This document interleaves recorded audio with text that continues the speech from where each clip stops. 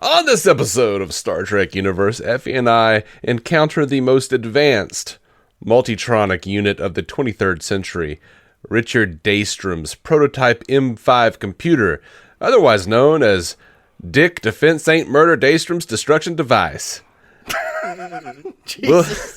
We'll get into this catalyst for Kirk's existentialist nightmare after these words from a weeping has-been who peaked too early. I'm gonna need to reread that in the show notes. That went fast. That was good. Life comes at you fast. It sure does.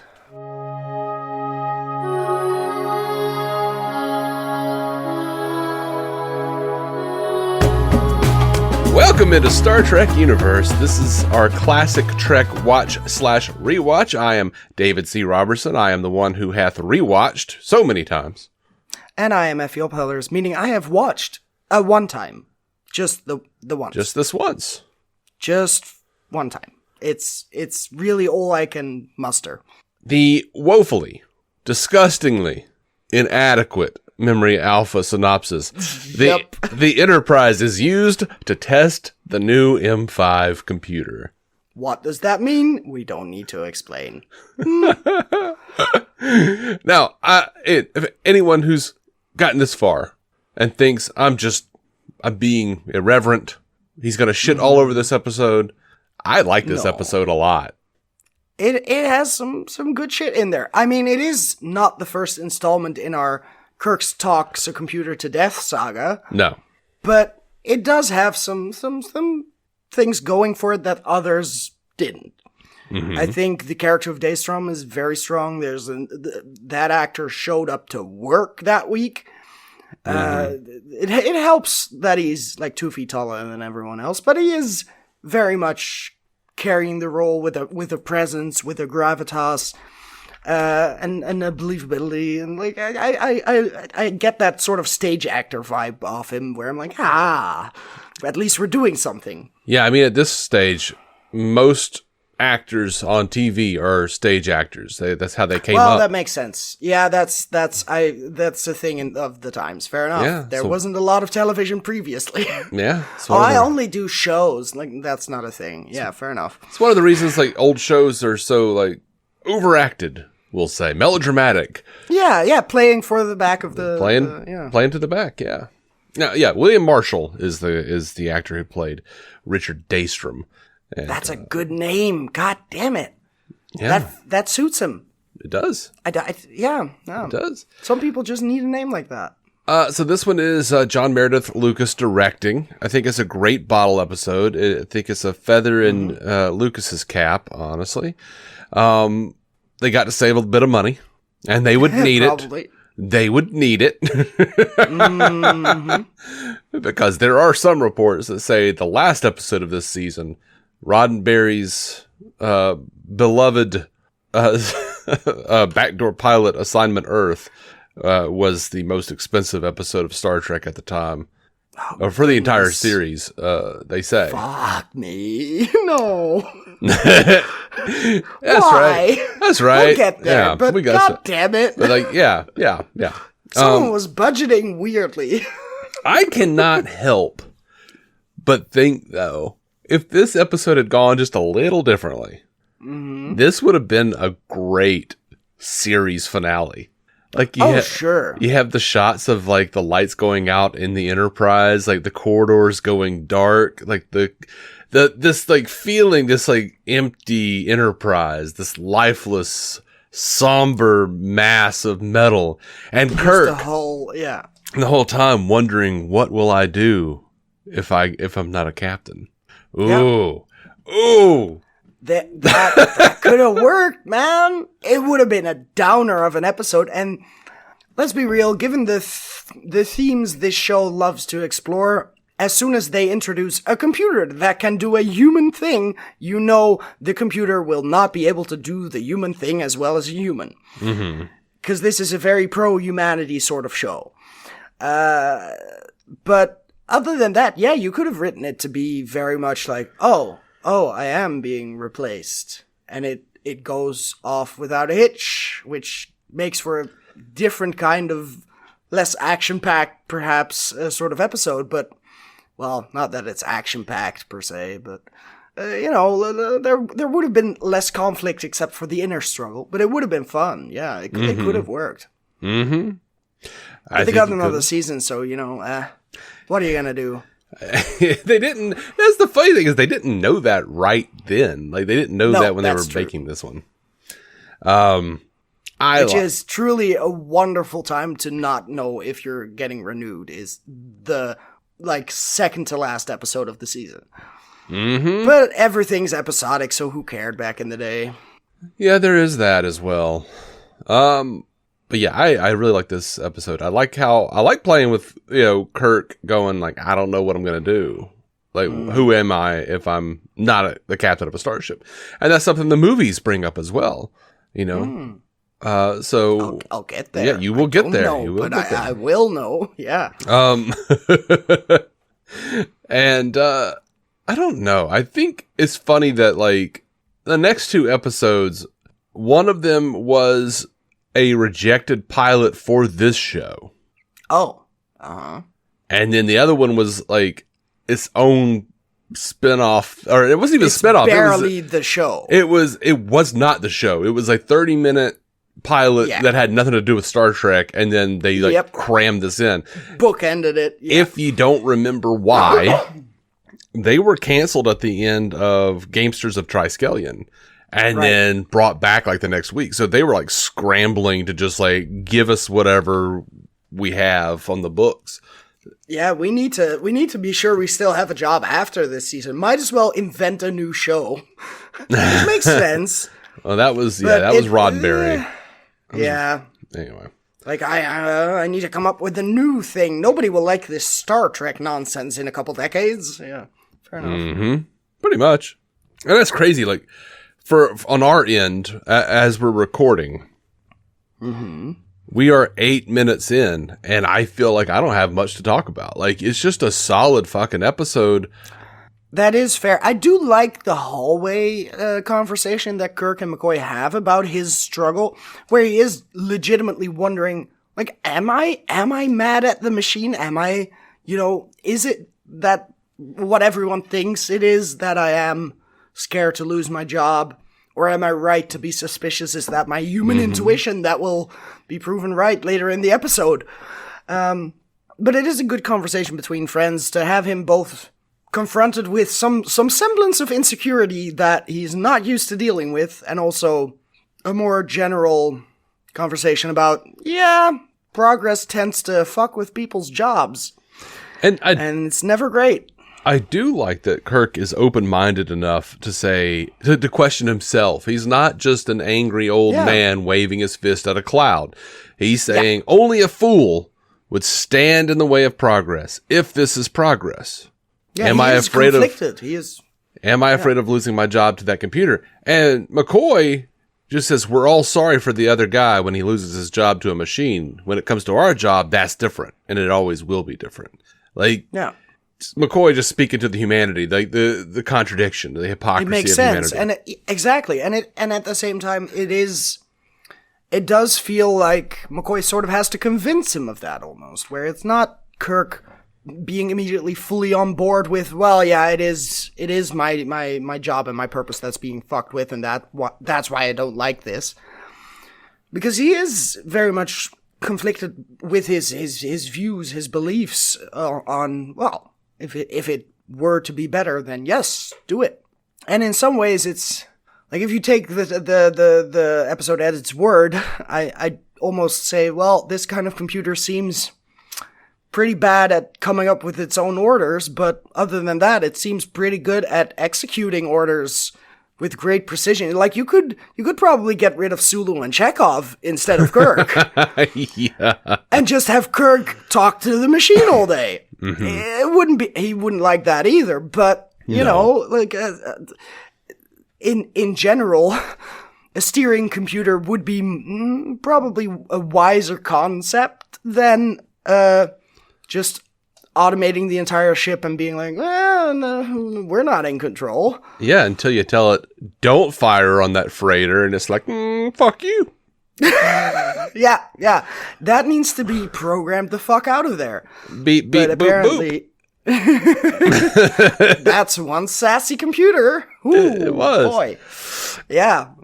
I like that Daystrom has this view of it where he's talking about like, men no longer need die in space or on some alien world. Men can live and go on to achieve greater things than fact-finding and dying for galactic space, which is neither ours to give or to take. Like, yeah, very cool, very like humanitarian sounding opinion.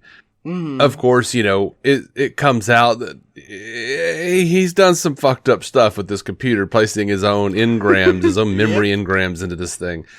And this thing has his own view of morality and ethics and God. And it's like, what are we doing here? Because, and I love that this backstory for Daystrom, who he peaked at 24, man. That's rough. That's a bad age to have peaked. He designed all these starships that all of these, and by the way, for 1968 or whatever it was, 1969, no, it had to be 1968, to have a black dude being the guy that's like, everyone is like calling sir because he designed their fucking ships. Like, and it takes a bit to get to that reveal in quotation marks where it's like, oh God, they cast a big guy for this and a person of color to actually, be this sort of really important historical figure in the development of this universe. That's cool. That is a statement. Yeah, that's awesome. Yeah.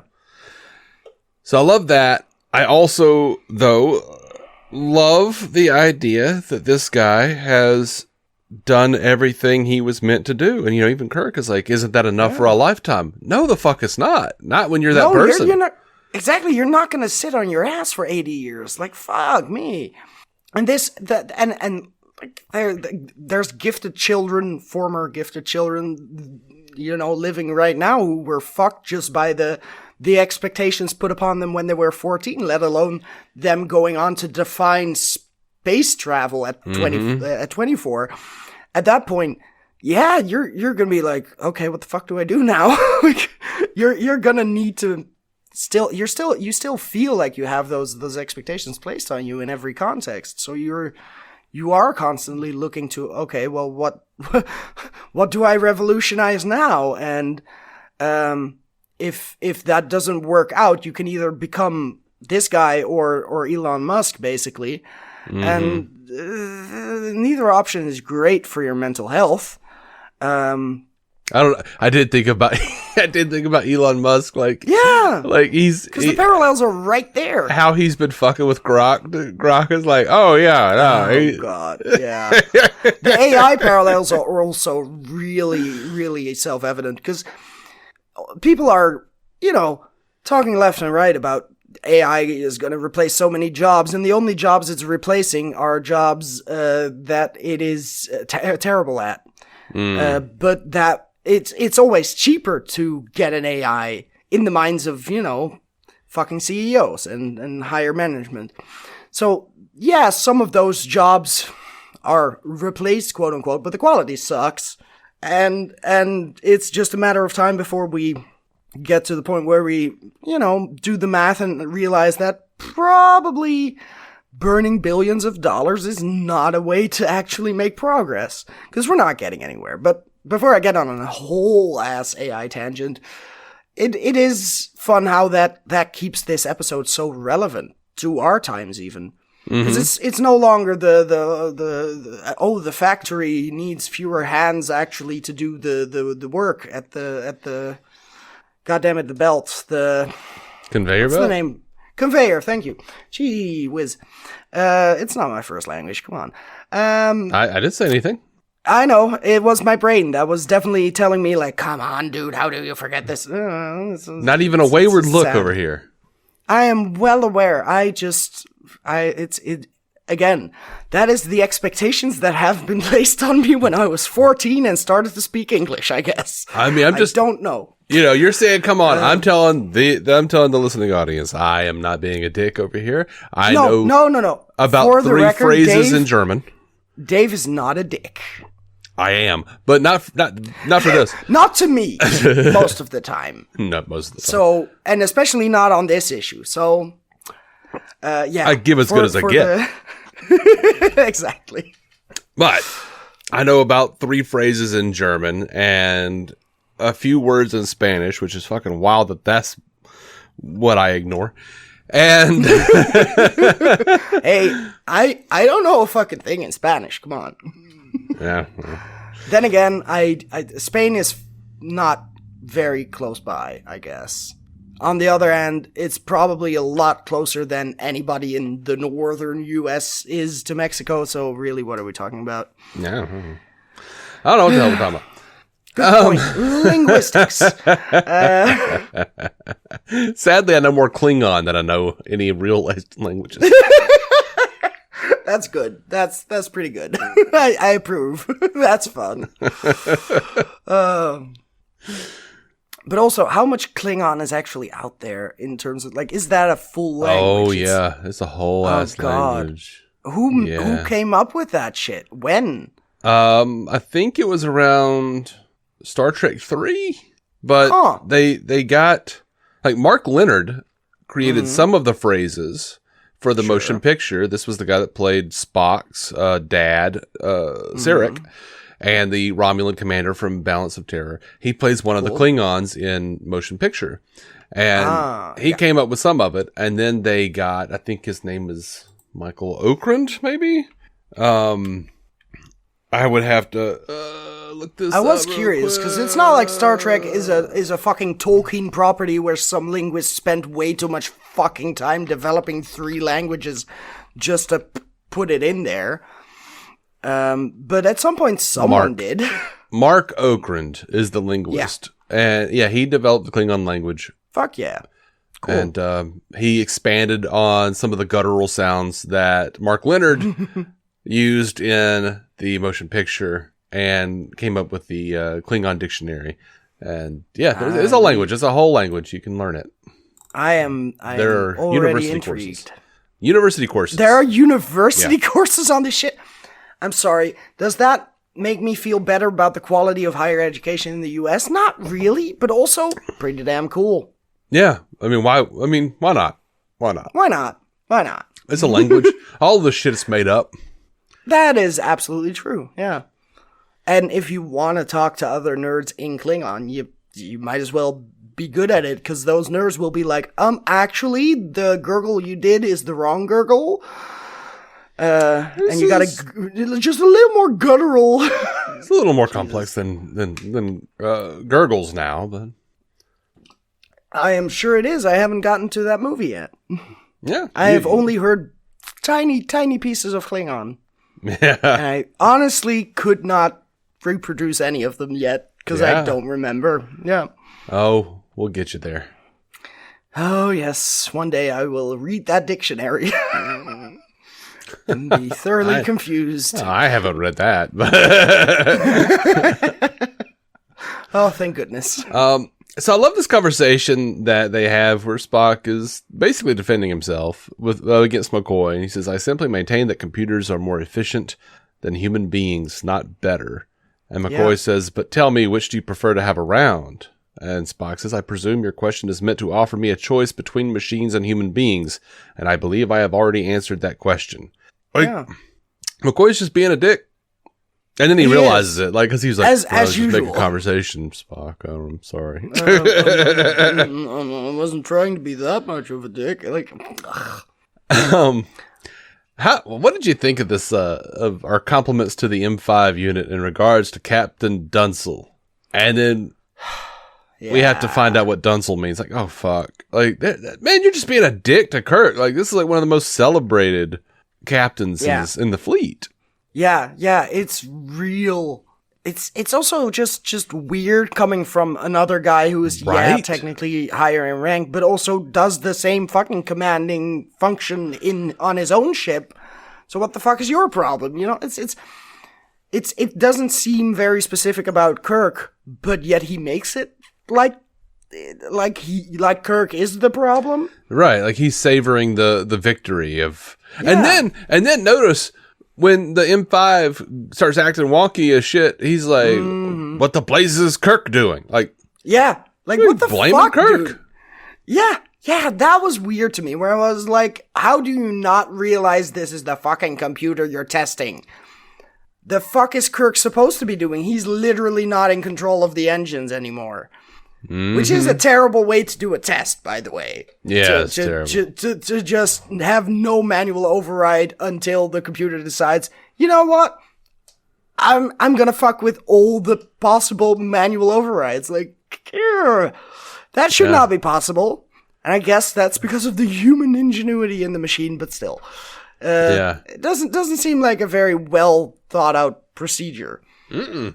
Bad protocols, people. He didn't mean to kill your man. He simply got in the way. He was looking for more power. That's all that was wrong.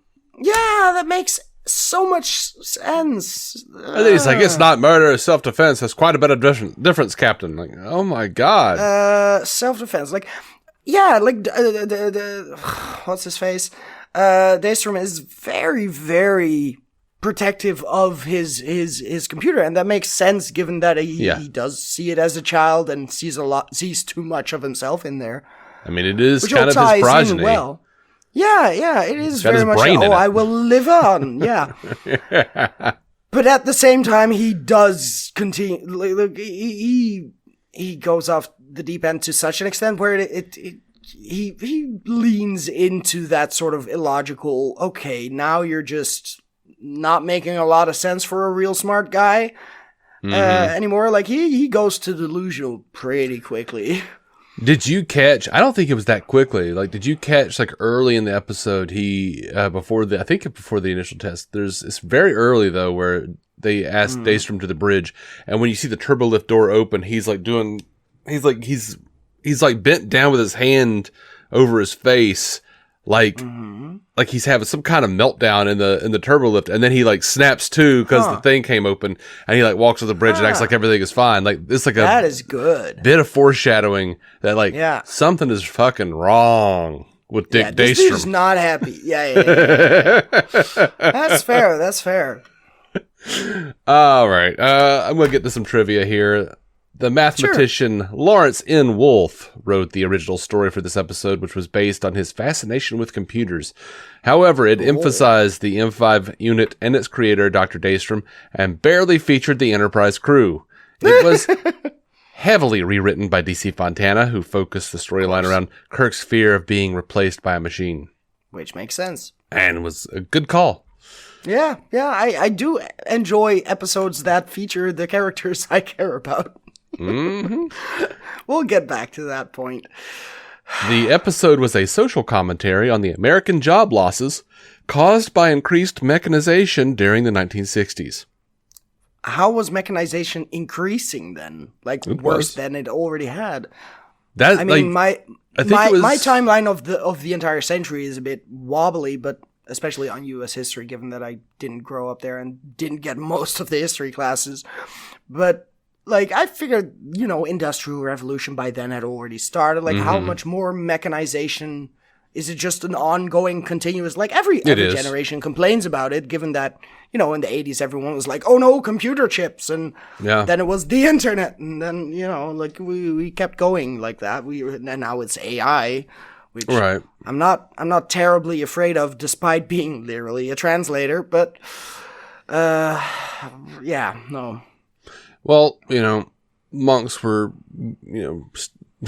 robbed of their job by the printing press. What did the cotton gin do? The automation always takes jobs. But there were a lot of like mechanizations in the factory work, especially in the 1960s, and I think it was like 62ish. I had read it really started getting. There was a kick up of worry about automation taking jobs, but you're right. It is ongoing. It is specifically very ongoing. I guess I mostly meant to say that I'm just not that familiar with a specific flare up in the 60s where it's like, what kind of new technology was being put to work, basically? Like, what was the increased mechanization, essentially? What was being mechanized? What was the new invention? Oh, I have no idea. Exactly. Not exactly. Okay, no, good to know. I don't know. Yeah. Like, I know that there was stuff in like factories, like certain like, I figured, machinery that was the conveyor belt got some extra arms and flaps and shit. I don't know what's 60s technology like. And then they started having like the giant computers that would take up an entire room. That's fair. With the big you no reels to longer had reels. to do all that maths with Yeah. your pen and paper. Pen and paper. Mm-hmm. Word salad. There was a lot of stuff going on that was just, That's fair. But it's always going on. That's the thing. That's what like everybody who complains about it, I guess, doesn't understand. Like, I had an aunt in the 1980s who worked for AT&T who was very upset because they were going to start taking away jobs and replacing her with what she called a robot. What it really was, just the automated voice thing. Yeah. That we all, We recorded dial the one. message on the phone, so yeah. And then, like, you have stuff like, Married with Children, making jokes about, like, all these new automated systems, like, press 1 for this, and a character who's sitting on the phone for the entire episode trying to get through this thing. Like, That's fair. It still works like that. My goodness. it does. It so does. Recently, my girlfriend had to call for, I think, a parking permit or some shit, or the card she has to use to charge her Effie. Something with the car, at least. I am very, very familiar with cars, apparently. But the point was, she was just being shuffled back and forth from the wrong desk to the wrong desk, and so many of those fucking recorded messages and the kind that force you to listen to all of them before making a choice, because they really want you to be sure that you're actually option 2 and not option 5. Oh my god, that was aggravating just standing next to her. Mm-hmm. Awful. You are looking into a thing. I sure Don't know am. what thing? Yeah, there were visible job losses in manufacturing. Expansion of automation in new sectors, blah, blah, blah, blah, blah. Yeah, it's the same thing we're talking about. Fair enough. We were on the money. Across the board. It's like we have just small everything. leaps in technology and how it's like easier to build, automation with cheaper Do parts. it once and then, Anyway. Fair enough. Producer John Meredith Lucas bought Wolf's unsolicited teleplay because it could be made fast and cheap, using only the existing Enterprise sets, and decided to direct the episode himself. Yeah, Fair that's enough. How you do. Yeah, that is pretty cheap. Also, they only had to make the computer, I take it. Mm-hmm. Or was that just another prop they had lying around already? Because I didn't recognize it or anything. No, they made it. But okay, cool. You did recognize that they reused it in Assignment Earth, right? It is the exact computer that Gary 7 has. The Beta 5. The but Beta we're not 5. Talking that, we're not talking about that yet. Some shit like that. Yeah. And we didn't even change it up. It's the same graphic. It's next to the giant round. It just glass. has an extra screen. Yeah, that's basically it. Just the round glass thing is the addition. But no, the round glass thing is there. For an episode that's not about Assignment Earth, we do keep getting back to it many times. Yeah. No, the big round thing is there from both. Really? I am blind. I did not pay attention to this episode, apparently. Whoops. Yeah, they picked it up off the counter and just stuck it next to it. Like, it is literally there. Oh, okay. Cool. It's now crazy. I know. It's crazy. It's about the same... I guess they did something with the model. I'm sure there's headcanons for that shit. That's just fun. That's too fun not to be like, those two computers are related. If someone had done something, I would assume it would be Greg Cox, but I don't know. Anyway. I don't know either.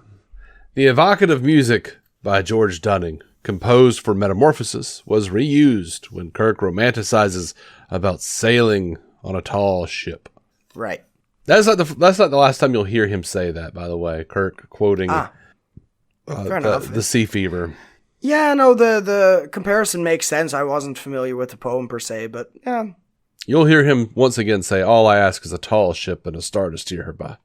Okay, at that point, it's just, it kind of gets to lazy writing, or it's just canon that Kirk knows one fucking poem. Oh, no. And some Shakespeare. Yeah, so here's the fun thing. By, I think, Star Trek II is when it's like Kirk's 50th birthday, and McCoy brings him some eyeglasses because he's allergic to whatever it is that makes people in the future be able to see without glasses. Sure. But they're antiques. And Kirk, we see Kirk's apartment on Earth, and he is an antique collector. Oh, that's cool. Yeah. That makes sense. That makes sense for him to be like, I am very into 20th century shit. I mean, what doesn't make sense is that like every show has some character who's really into 20th century shit. Yeah. Like Cisco on DS9 is into jazz and baseball. At some point, it's very fucking coincidental.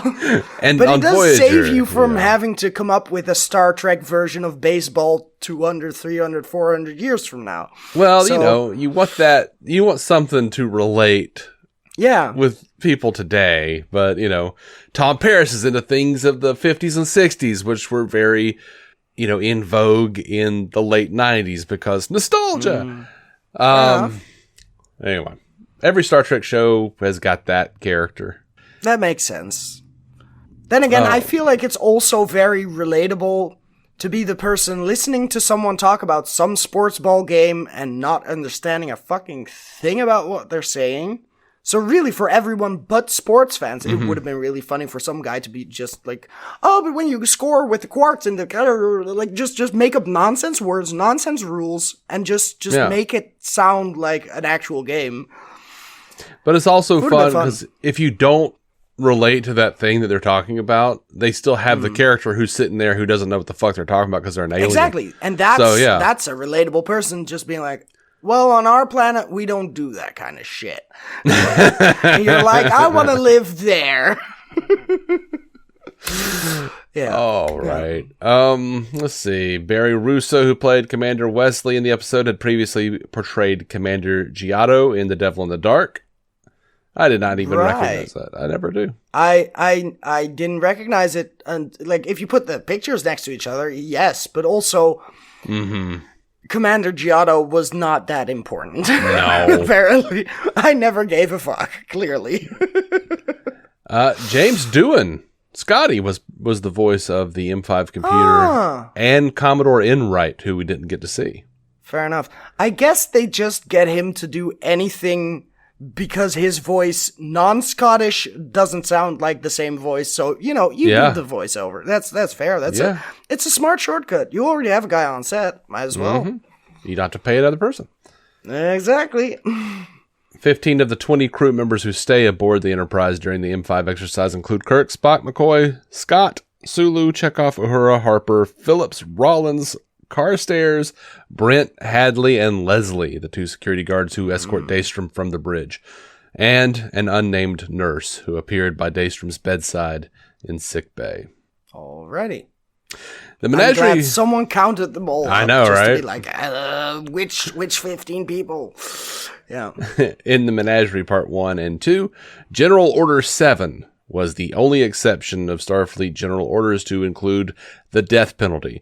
M5 states that the penalty for murder is also death. However, you noticed that? You had thoughts? Yeah. Just the death penalty in general, I'm like, have we not gone beyond that? But apparently Daystrom hasn't, so the computer hasn't. I don't know. Yep, its remark that murder was contrary to the laws of man and God suggests that it might be referring to its and perhaps Daystrom's interpretation of what the punishment for murder should be, rather than Federation law. I would hope so. This is the 4th time Kirk talks a computer to death, as you mentioned. Yeah. I mean, you mentioned it once before, so I was like, yeah, I'm on the lookout. Like this is called the ultimate computer. This computer is getting talked to death. We know. He used this skill in The Changeling, The Return of the Archons, and I, Mud. Oh man. So that's a throwback, yeah.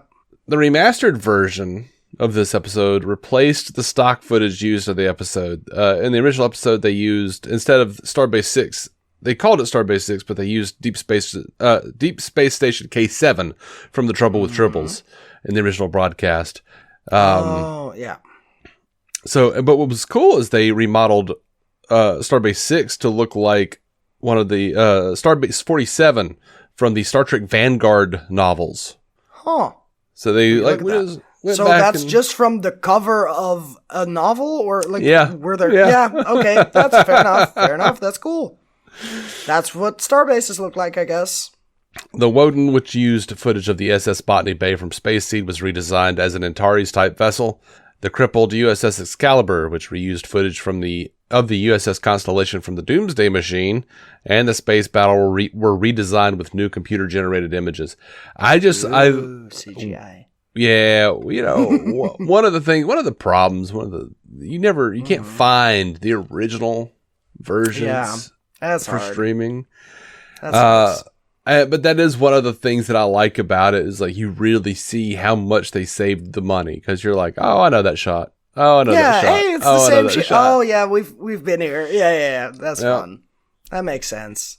It is very much a rewriting of history in that way, where it's like, we'll make it look slightly better than it did back in the day by making it actually different shots. Not so much the upgrade to early 2000s or whatever CGI this was, but the upgrade to, these are different images. You won't recognize the same shot every week. Like that's gotta rewrite your own history sometimes. Sometimes, yeah. Sometimes. In the official fan club magazine, Marshall said he was not originally the person they had in mind for the part. He said the part had been originally written for a white actor, and maybe maybe they weren't able to get that, and my agent, who they had contacted, put forth my name to Gene Roddenberry, who said, "My God, I never thought of it. It would just be great." It is lovely to both do a good thing and also admit, I never would have considered a black man could do a computer thing. Like, what are you? I would have never thought of that for this role, but it is possible. I don't think my horizon got wider. I will forever shit on Roddenberry when I can, because he was an awful person at times. But I don't think that's what he was actually saying. I think he was just like, I feel like it didn't even occur to me. Yeah, no, it didn't. It didn't. But it is a good change to have made. And I mean, it makes sense that they couldn't find a white actor. There are so few white men getting a chance in the industry, especially back then. So sometimes you just have to settle for a person of color. Right. It just do be that way. Yep. Yeah. Well, you just think, you have someone in mind for a part. You just like automatically think of someone, maybe someone you worked with before. Yeah, you don't ever think about like anything. For this sort of, that's the type I'm looking for. And then it's like, that guy looks perfect in a very different way. Yeah. Yeah. It makes sense. Well, I don't think that I have anything else to say about this episode. I enjoy it. I think it's a very good, a very, very good episode, especially on the constraints that they had. Exactly. It is a solid episode within that sort of boundary of, we don't have money, so I guess we need to write good dialogue for once. It is that sort of, we need to focus on the craft because we don't have the spectacle.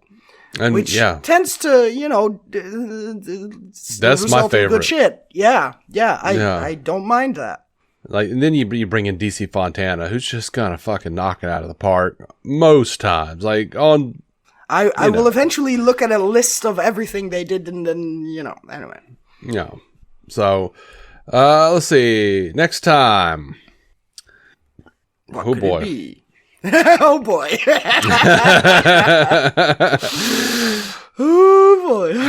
Next time, racist, imperialist, non-canonical and boring. Just a few words to describe the Omega Glory. We'll be getting into this perpetually rejected Roddenberry obsession next time for our Watch Rewatch. Until then, Joel on True, live long and prosper. And of course, eat a dick, people. Eat a dick. It's Thanksgiving. You gotta eat, right? Yeah. Yeah. This will come out way later, but that doesn't matter. Just eat those dicks your grandma made. God damn it!